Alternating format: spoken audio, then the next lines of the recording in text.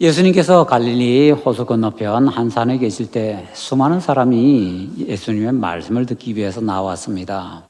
그들은 하루 종일 즐겁게 예수님의 말씀을 들었습니다. 그러다가 이제 날이 저물어 가네요. 그들 대부분은 하루 종일 거의 아무것도 먹지 못했습니다. 남자 어른들의 숫자만 세어도 약 5천 명이라고 하는데 여자와 아이들 추산하면 적어도 2만 명은 넘을 텐데 그들에게는 먹을 것이 거의 없었습니다.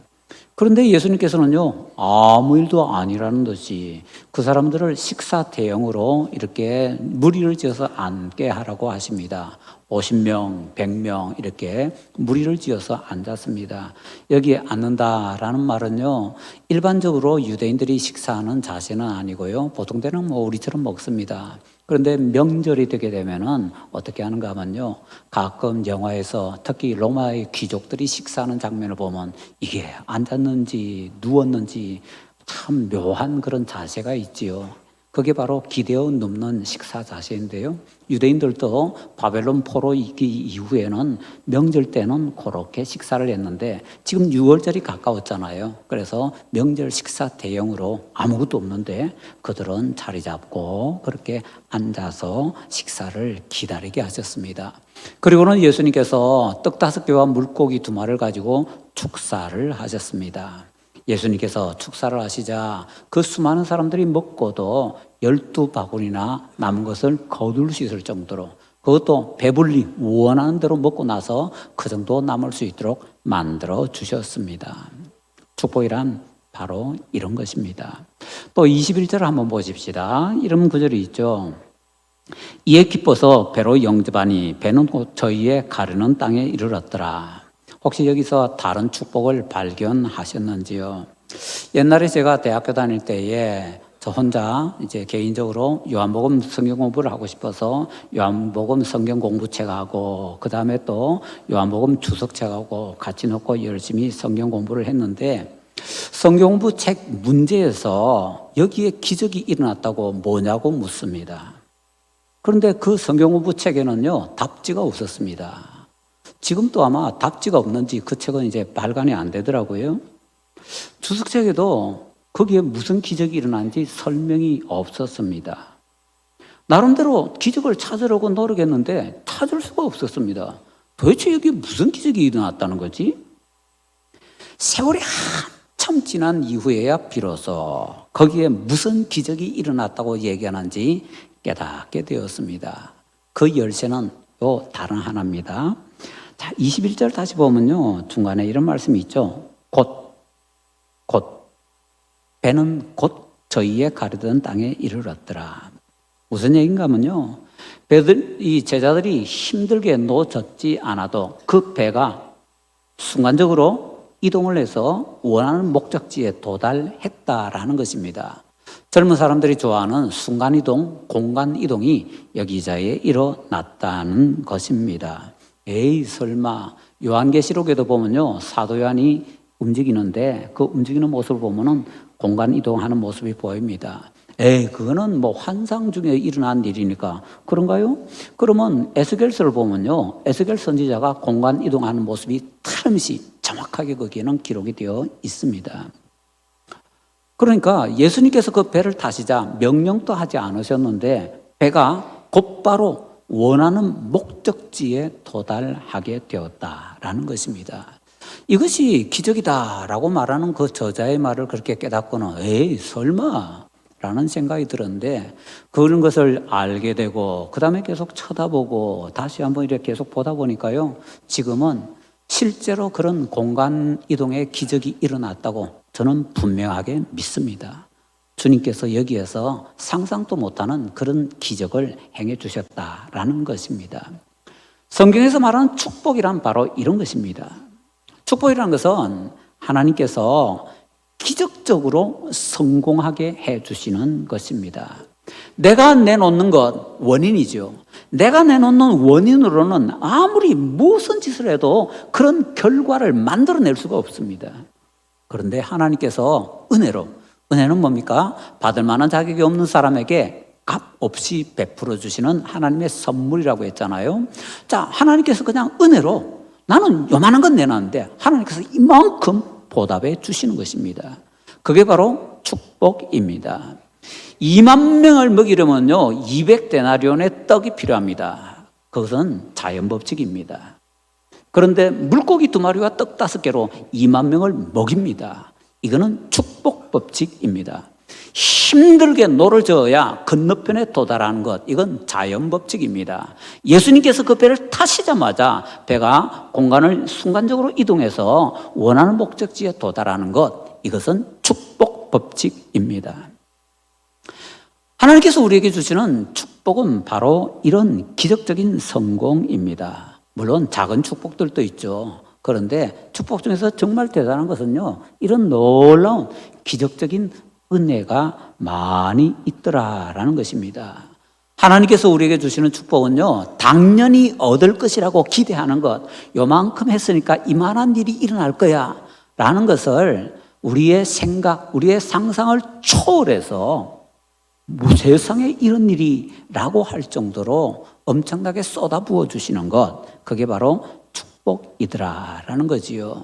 우리의 모든 것은요, 바로 하나님의 축복에 달려 있습니다.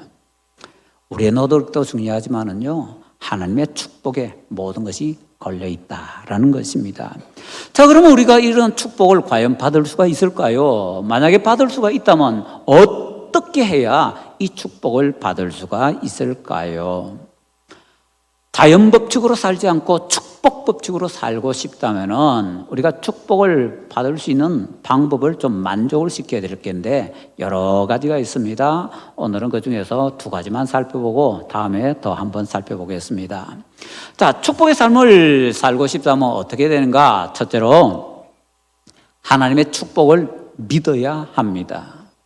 하나님께서 지금 여기에서도 그런 기적적인 은혜, 축복을 부어주실 수 있고 부어주신다라는 것을 믿어야 된다라는 것입니다. 예수님께서 빌립에게 질문하셨습니다. 우리가 어디서 떡을 사서 이 사람들을 먹이겠느냐? 빌립이 대답합니다. 각 사람이 조금씩만 받게 하더라도 우리가 200데나리온의 떡을 사와서 나눠줘야 겨우 충족시킬 것입니다. 우리가 데나리온이 뭔지 잘 모르니까 감이 안 잡힙니다. 자, 계산을 한번 해보십시다. 한 데나리온은 노동자의 하루 품삯입니다. 대강 계산하기 쉽게 노동자 하루 품삯이 10만 원이라고 해봅시다. 그러면 200데나리온이면 얼마입니까?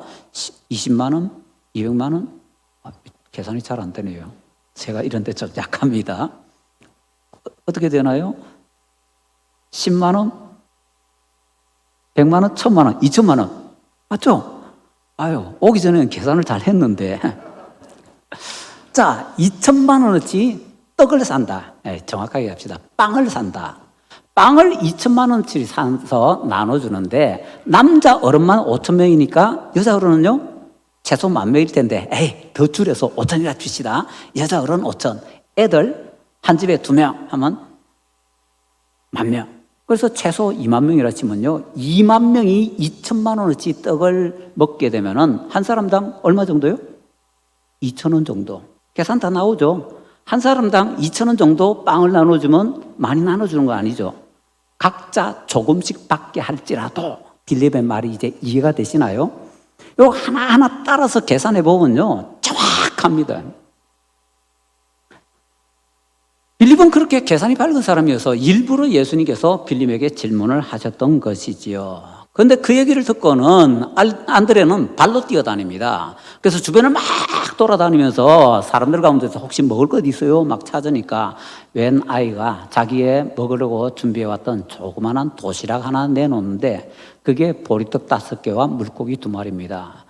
보리떡은요, 우리나라의 개떡보다 훨씬 못한 것이고요, 물고기는 굉장히 작은 겁니다.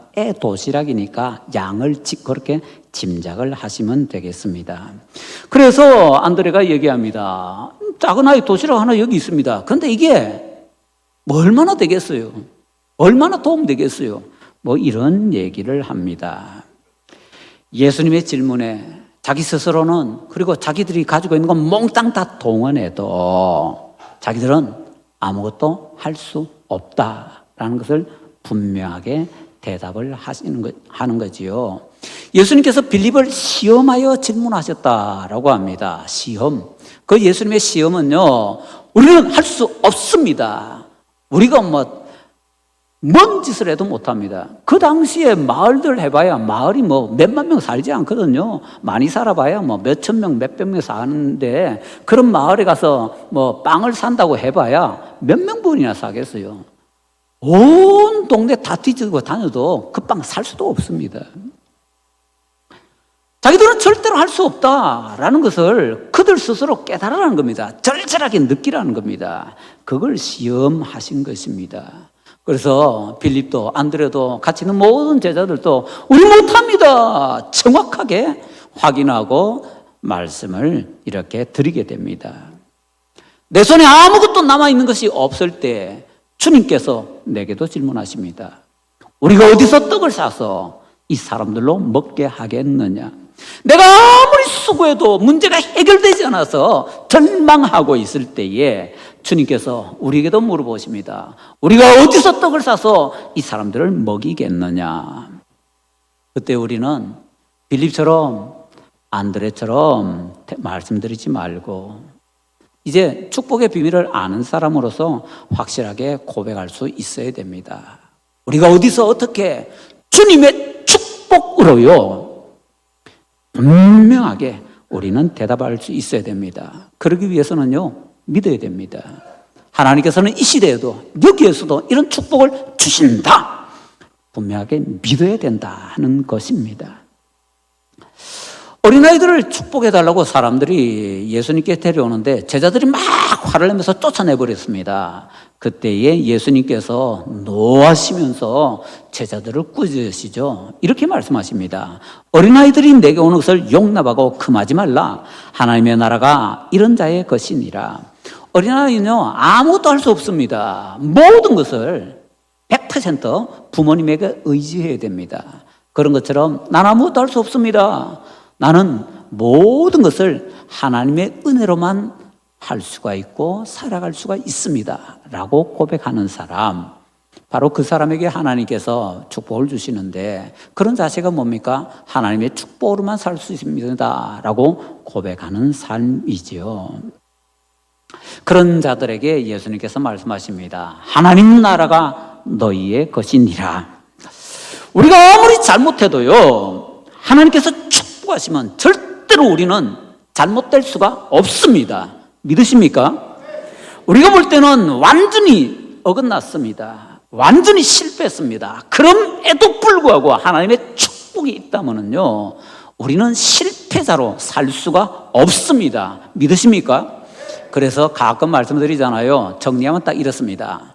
하나님을 믿는 사람은, 예수님을 믿는 사람은 사고가 나도 은혜 가운데 난다. 믿으십니까? 사고가 나도 은혜 가운데 납니다. 하나님께서 은혜 주시면요 다들 미끄러지는 곳에서 미끄러지지 않을 수 있고요 미끄러져도 곧바로 일어날 수 있고요 미끄러졌다가 일어날 때 돈 줍고 일어날 수 있습니다. 굉장히 이 믿음이 세지나 봅니다. 예, 그런 은혜 주님께서 주십니다. 그걸 믿어야 된다라는 것이죠. 그런데 우리의 문제는요 머리로는, 입술로는 믿는다고 하는데 실제로는 그걸 잘 안 믿습니다. 제가 옛날에 조금 다른 일이지만 이런 경험을 한 적이 있습니다. 서울에서 부목사로 있을 때에 어떤 권사님이 췌장암이 걸려서 서울대 병원에 입원을 했습니다. 그래서 치료를 받는데 오랫동안 입원을 했거든요. 그래서 그 병원에 자주 이제 제 교구 때문에 자주 신방을 가서 이제 같이 예배드리고 고쳐달라고 기도를 했습니다. 그런데 그러다가 요즘도 저는 그럽니다. 성도님들 가끔 오해하시는데 절대로 오해하지 마시기 바랍니다.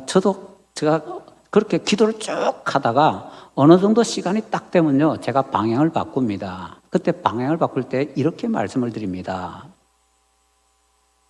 우리가 이 땅에 있을 때 하나님께서 우리를 분명히 고쳐주십니다. 기적적인 은혜를 통해서 우리를 살려주십니다. 그러나 지금 이 시간에라도 하나님께서 오라라고 하시면 우리는 곧바로 천국 갈 수 있고 그 천국 가는 그것도 영광입니다. 그래서 우리는 살아도 영광이고 죽어도 영광입니다. 주님께서 오라 하실 때 할렐루야 하고 갈 수 있는 준비도 같이 하시기 바랍니다.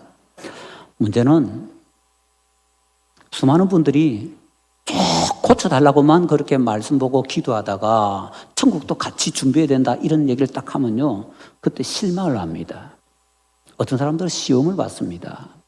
제가 찾아갔던 그 권사님 참 많이 찾아갔고 예배도 많이 들었습니다. 그러다가 이제 저 나름대로 이제 어떤 느끼는 게 있으니까 그날따라 이제 말씀을 보면서, 고린도서의 말씀을 보면서 우리는 살아도 영광이고 죽어도 영광입니다. 살아도 영광은 고쳐주셔서 살아도 영광이고, 죽으면은 우리는 자격 없는데 천국으로 갈 수 있게 해주시니까 그것도 우리가 받을 수 없는 은혜 누리는 것이기 때문에 영광입니다. 말씀을 드렸습니다. 그랬더니 그 시간에는 아멘 하고 크게 그렇게 응답을 하셨습니다. 그런데 며칠 있다가 그 따님으로부터 전화가 왔습니다. 목사님, 다음부터는 제가 그런 말씀 좀 하지 말아주세요. 뭘? 그랬더니 그 따님이 얘기를 하는데, 그 이후에 그 권사님이 밤새도록 고래고래 고함 지르면서 욕을 하면서 그 서울대병원에 입원했는데, 서울대병원 그 층이 떠나갈 정도로 밤새 부러지져가지고 그 층에 있는 사람들이 잠을 못 잤다는 겁니다. 저는 그 사유를 대강 알지요. 그 권사님은 서울대병원에서 암 치료받고 있으면서 그 서울대병원에 얘기하지도 않고 몰래 살짝 다른 곳에 가서도 무슨 클리닉 하는데 좀 제법 유명한 것이었습니다. 무슨 클리닉 같은 데 가서 동시에 또 치료를 받고 있었습니다. 이중으로 치료받고 있는데, 그쪽 클리닉에는 서울대병원에서 치료받고 있다는 거 얘기했는지 안 했는지 그건 잘 모르겠고, 서울대병원에는 100% 그 클리닉에 가서 치료받고 있다는 거 얘기하지 않았습니다. 몰래 받았습니다. 이유는 서울대병원은요, 일반적인 암 치료법이기 때문에 암세포 죽이기 위해서 뭐 화학요법도 쓰고 방사선 또 쓰고 이러기 때문에 살아있는 세포도 같이 죽잖아요. 그래서 일반적인 뭐 그런 암 치료법은 뭐 죽이는 거라 그러더라고요. 그런데 그 클리닉에서는 주장하기를 자기들은 살리는 치료법이래요. 살려서 생명력이 강해서 암세포를 없애는 그런 치료법이래요. 굉장히 유명했습니다, 거기. 그리고 그쪽에 뭐 그 클리닉 운영하는 분이 뭐 기독교 신자였는데, 그 권사님에게 계속 믿음을 가지도록, 권사님, 따님들이 둘이 있었는데 따님들이 결혼해서 손자 볼 때까지도 건강하게 살 수 있습니다. 걱정하지 마세요. 그렇게 했는데 갈수록 상태는 안 좋아지지요. 목사가 와가지고는 천국도 준비해야 된다죠. 그러니까 고래 저 욕한 게 아니고 그 클리닉 원장 욕을 하면서 밤새 그렇게 난리를 쳤다는 겁니다. 그 얘기를 들으면서 저는 이렇게 생각되었습니다. 그 권사님 천국이 있다는 거 과연 믿으실까? 믿음 좋다고 권사까지 됐는데 천국이 있다는 거 과연 믿으실까? 혹시 진짜 예수님은 믿을까? 죄송하지만은 그런 생각까지 들더라고요. 저는 지금까지 많은 신방을 다니면서 신방 가서 정말 시험 많이 봤습니다. 도대체 이분이 천국이 있다는 걸 믿는 건지, 예수님 믿는 건지, 벽에 뭘 칠하면서 살아도 이 땅이 좋다는 겁니다. 나는 몸서리 쳐지는데 벽에 뭘 칠해도 이 땅이 좋으니까 천국 가는 거 반갑지 않다는 겁니다. 솔직히 말씀드리면 저는요, 지금 당장이라도 주님께서 좀 제발 천국 오라고 불러주시면 소원이 없겠습니다. 제 삶을 돌아보면요, 저 나름대로는 낑낑거리면서 죄 안 지으려고 노력을 하는데, 하루의 삶을 다시 돌아보면요, 뭐 행동으로는 죄 짓는 거 특별하게 별로 없습니다. 그런데 말은요, 제가 생각하지 못하던 때 뭐 다른 사람에게 상처를 많이 주고요, 나는 상상도 못했는데 상처 받았다고 하니까. 더 나가서 생각은요, 제가 알잖아요. 생각은요, 잘못된 생각이 순식간으로 유혹으로 들어오는데 잘 막아내지만 때로는 막아내지 못하고 툭툭 제 마음속에 꼽혀가지고는 열매를 툭툭 맺습니다. 그것도 낑낑거리. 그래서 하루를 결산해 보면은, 제가 보기에는요, 제 하루의 삶을 결산해 보면은 하나님께 상급받을 만한 일보다도 하나님께 책망받을 일이 더 많은 것 같아요. 행동은 아니라도 말이나 생각이 책망받을 일이 더 많은 것 같아요. 그래서 하루라도 더 살면은 내가 상 받을 일이 더 많아지는 것이 아니라 책망받을 일이 더 많아진다 싶으니까 이 세상에 내가 뭘 바르면서라도 내가 어쩌고, 아유, 저는 정말 싫습니다. 바울사도에 얘기한 것처럼 정말 내가 떠나서 주님과 함께 하고 싶다. 그런데 내게 주신 사명이 있기 때문에 내가 이 땅에 있는 것도 내가 좋다라고 하는 그것처럼 정말 지금 그렇게 있는 거거든요. 그런데 천국이 있다는 것도 도대체 저분이 믿는지, 목사가 시험 받아가지고 도대체 의심이 들 정도로, 저는 그런 분들 한두 번 만난 게 아닙니다. 수없는 권사님들을 만났고요. 제법 많은 장로님도 만났습니다. 일반 성도님들 말할 필요도 없고요. 믿는다는 말들은 다 합니다. 머리로 믿는다고 합니다. 그런데 실제는요, 현장에서는요, 아니더라고요. 정말 아니더라고요. 믿는 사람이면 그렇게 못한다고요. 그래서 말씀을 드리는 겁니다. 하나님께서 지금 이 자리에서도 축복을 주실 수 있고 너한테 라고 하시면은 얼마든지 나는 받을 수 있다라는 걸 믿으셔야 됩니다. 믿지도 않는데 무슨 그런 축복이 우리에게 임할 수가 있습니까? 머리로도 믿어야 되고요. 머리로만 믿지 말고 가슴 뜨겁게 믿어야 되고요. 그게 안 믿어지니까 우리가 어떻게 됩니까? 계속 말씀 보면서 묵상해야 되는 거지요. 자꾸 말씀 속으로 들어가면은 가랑비에 옷 젖는 것처럼 말씀 자꾸 접하다 보면은 나도 모르게 옛날엔 못 믿었는데 저절로 믿어지는 거지요. 저는 그 배가 순간이동했다, 공간이동했다, 처음엔 상상도 못했는데 어느 날 그것이 깨달아지면서 그거 얘기한 것 같은데 라고 깨달아지면서 그 다음부터는 알게 되고요. 그 말씀 계속 묵상하다 보니까 믿어지고요. 이제는 하늘이 두 쪽 나도 그것은 그 배가 공간 이동한 것이라고 믿거든요. 그렇게 계속 말씀 속으로 들어가야 됩니다. 말씀 붙잡고 씨름해야 됩니다. 말씀이 내게 좀 배여가지고 화장실 들어갔다 나오면 화장실 냄새가 우리에게 배이는 것처럼 우리에게 말씀이 좀 배여야 된다는 겁니다. 그래야 우리에게 진짜 필요할 때 주님 앞에 믿음 내놓을 수 있는 것입니다. 자, 우리가 하나님의 축복을 받으려면 어떻게 됩니까? 두 번째로요, 하나님의 주권을 인정해야 됩니다. 23절에서 오병이어 사건을 다시 설명할 때 이렇게 얘기하네요.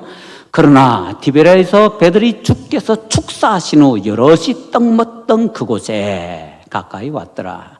주께서 축사하신 후 여럿이 떡을 먹었다. 이 뭐지요? 오병이어 사건에서 제일 중요한 것은 예수님께서 축사하신 것이라는 겁니다. 우리나라에서 제일 좋은 국어사전은 국립국어원에서 나온 표준국어 대사전입니다. 제일 두껍기도 하고요. 그 내용이 제일 국가에서 운영하는 제일 대표적인 것입니다. 그래서 국립국어연구원에서 나온 표준국어 대사전을 보면 축사라는 것이 단어가 7개 있습니다. 축사 1, 축사 2, 축사 7까지 나오는데 그 어느 것을 쳐다봐도 여기 이 말씀에 적용이 되지가 않습니다. 사전에 없는 단어네? 뭐지 이거? 사전이 없으니까 다시 성경이 헬라어로 써졌으니까 헬라어 성경을 찾아야죠. 헬라어 성경 찾고 헬라어 사전 찾고. 그러니까 감사하다라는 단어입니다. 감사하다. 그러면 이 감사라는 단어를 왜 축사라고 번역했느냐? 잘못 번역한 거 아닙니다. 정확하게 문화를 반영해서 번역한 겁니다.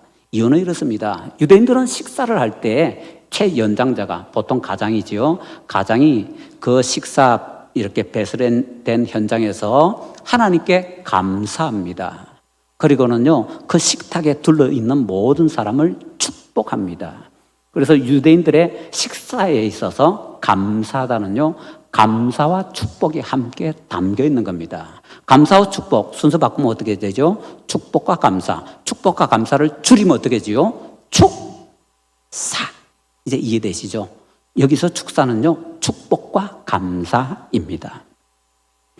오병이어 사건의 원동력은요, 예수님의 축사였습니다. 축복과 감사. 특히 이 축복, 예수님께서 축복하신 이것에 우리가 좀 주의를 기울일 필요가 있습니다. 예수님의 축복이 바로 이 이적의 원동력이었습니다.